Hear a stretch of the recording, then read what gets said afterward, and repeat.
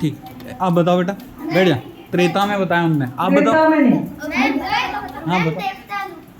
हैं ये देखो है ना, तुक्के मार रहे हो आप लोग। द्वापर युग में है ना। अब त्रेता युग छोटा सा 2 शब्द का है, तो त्रेता युग में राम और सीता, वो अक्षर छोटा है ना, राम उधर भी त्रेता। द्वापर में 3 अक्षर है, तो कृष्ण के समय में महाभारत हुआ था, तो अब ये हमेशा याद रखना कि 3 अक्षर उधर, 2.5 अक्षर इधर। तो अपना जो महाभारत का युद्ध है वो हुआ था द्वापर में। अब क्या हुआ कि महाभारत के युद्ध में कौन जीता था, बताएं? पांडव जीते थे, है ना। पांडव जीते, वो कौरव हार गए। अब क्या हुआ, जब इतना ज्यादा युद्ध हुआ, वो कौरव हार गए, पांडव जीत गए। लेकिन उनके मन में खुशी नहीं थी इस बात की कि हमको राज्य का टुकड़ा तो मिल गया, लेकिन मैंने इस राज्य के लिए, इस जमीन के टुकड़े के लिए अपने ताऊ, मतलब उनके जो भीष्म पितामह थे ना, उनको, है ना, और अपने सारे बहुत सारे रिश्ते नातेदार को, अपने भाइयों को, बच्चों को, इतने सारे लोग उस युद्ध में मारे गए थे। तो उनको ये लगा कि हम युद्ध जीत गए, इतना सारा राज सिंहासन सब मिल गया, लेकिन जो अपने कहने वाले हैं वो ही नहीं गए। तो उनको मन में बड़ा दुख था। किनको ये दुख था मन में? पांडव। अब पांडवों को इस जमीन की खुशी, राज्य की खुशी कम थी, दुख ज्यादा था कि सच में यार हमने कुछ अच्छा नहीं किया। अब क्या होता है कि अब चूंकि उनके साथ श्री कृष्ण होते हैं, तो वो भगवान से पूछते हैं कि उनके मित्र भी होते हैं, तो बोलते हैं कान्हा ये बताओ कि हमने युद्ध तो जीत लिया, लेकिन हमारा मन खुश नहीं है, इससे क्या किया जाए? तो फिर कृष्ण जी कहते हैं कि ये जो युद्ध है ना, ये एक्चुअली अधर्म के ऊपर धर्म की जीत थी, बुराई के ऊपर अच्छाई की जीत थी। यदि ये युद्ध नहीं होता, क्योंकि देखो दुशासन ने चीरहरण किया था, उनका हिस्सा, भाई भाई का हिस्सा नहीं दे रहे थे, तो जो अनाचार बढ़ रहा था, अत्याचार बढ़ रहा था, जिसको खत्म करना था, तो इस कारण श्री कृष्ण ने किसका साथ दिया था? पांडवों का। युद्ध हुआ वो किस लिए हुआ? कि सच्चाई की जीत होनी थी बुराई के ऊपर, है ना। अब इसलिए क्या था, तब श्री कृष्ण ने समझाया कि यदि आप ये युद्ध नहीं करते तो भी ये युद्ध होता, इसमें आप करने वाले नहीं, सिर्फ आप कर्ता मात्र हो, है ना। भगवान श्री कृष्ण गीता जी में कहते हैं कि सिर्फ अपन कर्म करते हैं, बाकी करता है ना, करने वाला तो ईश्वर है। तो इस तरह से श्री कृष्ण उनको समझाते हैं कि जो युद्ध हुआ है उसके में सिर्फ आप लोग निमित्त मात्र हो, कर्ता मात्र हो, और इसमें आपका बहुत ज्यादा ऐसा मत मन भारी करो कि हमने युद्ध किया, हमने अपने रिश्तेदारों को मारा, अपने भाइयों को, बच्चों को मारा। कहते ये कुछ नहीं, सबको इस संसार से जाना है, एक ना एक दिन हम सबको इस संसार से जाना है। लेकिन जो देश के लिए युद्ध करते हुए मर जाता है, तो उसके लिए हमेशा ही बोलते हैं शहीद हो गया, है ना, अमर हो गया, क्योंकि उसमें जो उसका उद्देश्य होता है, उसका इंटेंशन होता है, उसको देखा जाता है। तो श्री कृष्ण ने 5 भाइयों को समझाया कि भाई तुम लोगों ने जो किया वो एक सच्चाई की जीत थी, इसलिए किया। फिर कहते हैं कि तुम्हारा मन भारी है तो तुम 5 अलग अलग दिशाओं में जाओ, और वहां जाके भजन, पूजन, ध्यान, स्नान, पवित्र नदियों में स्नान करो, फिर इससे तुम्हारा मन है वो हल्का हो जाएगा। लेकिन एक बात याद रखना कि आज पूर्णिमा पे तुम निकलोगे, तो अगली पूर्णिमा में जब वापस आओगे, वापस आते समय तुम्हें कोई ना कोई आश्चर्य जरूर दिखाई देगा। क्या दिखाई देगा? तो अब मेरी कहानी का टाइटल है 5 आश्चर्य। क्या है? अब इस तरह से जो भगवान श्री कृष्ण के आदेश पर उन्होंने 5 पांडव अलग अलग दिशाओं में चले गए। तो 5 पांडव में सबसे बड़े कौन थे? बताएं। Very good. अर्जुन। ना ना ना, बताएं। युधिष्ठिर, है ना। तो युधिष्ठिर। अब 5 भाइयों में सबसे बड़े युधिष्ठिर, फिर भीम, फिर अर्जुन, फिर सहदेव और फिर नकुल, है ना। ये 5 भाई इस तरह के। अब 5 भाई जब ये उत्तर दिशा में युधिष्ठिर स्नान करने गए, तो वो क्या देखते हैं, लौटते आते समय एक हाथी दिखा, और उस हाथी की एक सूंड की जगह 2 सूंड थी। कितनी सूंड थी? 2। किसी ने ऐसा हाथी आज तक देखा है? अब युधिष्ठिर भगवान को बड़ा आश्चर्य हुआ कि कहते मैंने तो इतने गज युद्ध किए, गज मतलब हाथियों वाले युद्ध, इतने हाथियों की सवारी की, लेकिन आज तक ऐसा हाथी नहीं देखा जिसके 2 सूंड हो। किसको आश्चर्य हुआ? ये युधिष्ठिर को। अब दूसरा, उनसे युधिष्ठिर से छोटा कौन था?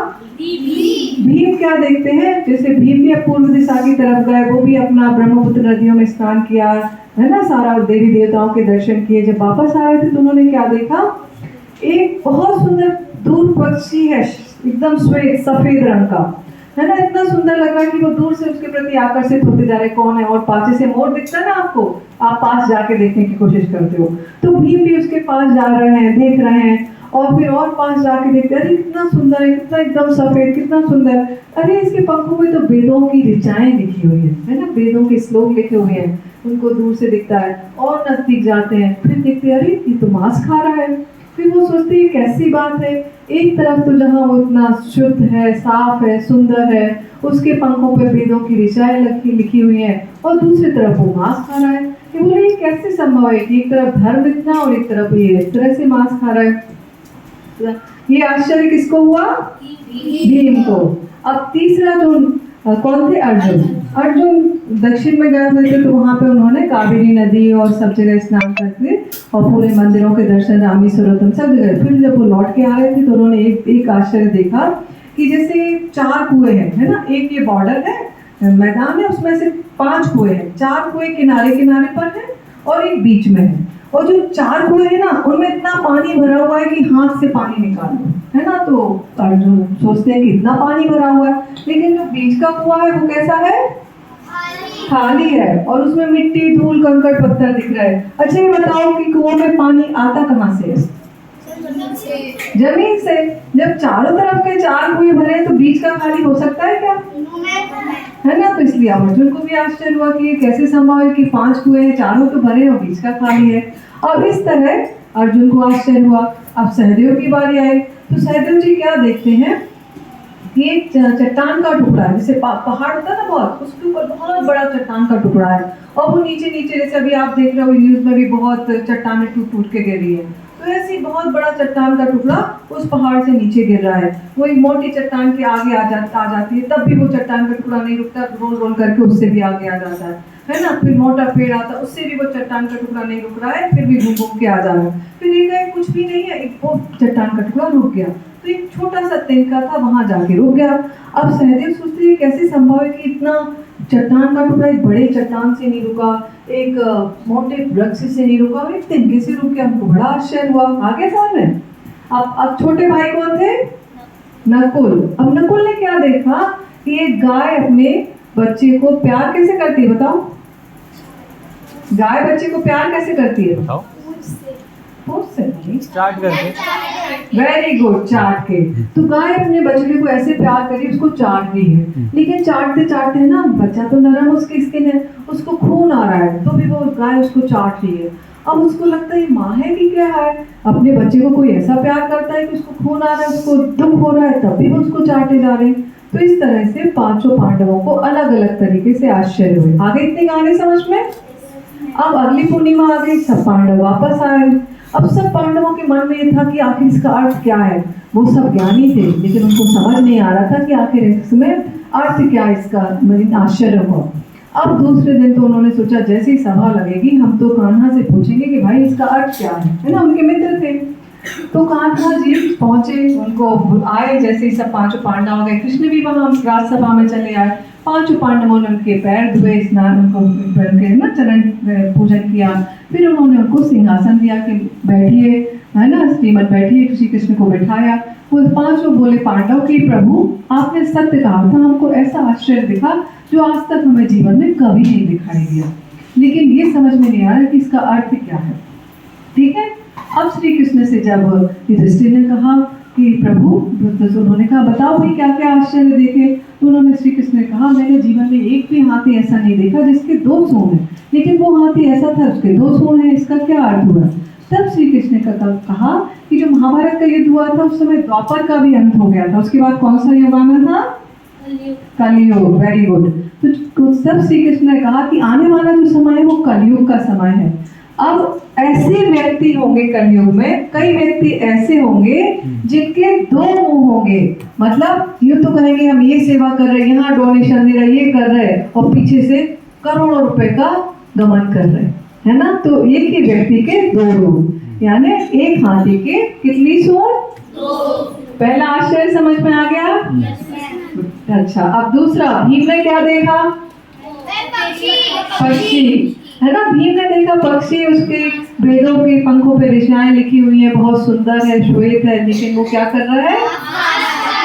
तब श्री कृष्ण ने कहा कि आने वाला जो समय कलयुग है वो ऐसा समय होगा कि विद्वान, पाखंड, पंडित, बहुत उनको ज्ञान होगा, गीता कंठस्थ होगी, सब कुछ कंठस्थ होगा, लेकिन वो खाने में क्या खाते होंगे? मांस। है ना कि उनको जो ब्राह्मण कुल में पैदा हुए हैं, पुराने समय में ब्राह्मण कभी मांस नहीं खाते थे, लेकिन आज का समय बदल गया है। तो कलयुग का समय इसी को कहा जाता है कि जब ब्राह्मण भी मांस का सेवन कर रहा है। ठीक है। अब तीसरा आश्चर्य क्या था? कुआं। हाँ, 4 कुएं भरे हुए थे, 5वां कुआं खाली था। तो उन्होंने बताया कि आने वाले समय में व्यक्तियों के पास, है ना, बहुत सारा पैसा होगा, पत्नी होगी, बच्चे होंगे, संपदा होगा, सब कुछ, है ना। यूँ देख के लगेगा अरे बड़े पैसे वाले, बहुत अच्छे, कितने सुखी हैं। लेकिन पता पड़ा उनके मन के अंदर शांति नहीं है, मतलब बीच का कुआं खाली है ना। वो शांति पाने के लिए फिर संतों के द्वार पे जा रहे हैं, सेवा कर रहे हैं, है ना। जब तक मन में शांति नहीं होती ना, तो ये पैसा भी अच्छा नहीं लगता।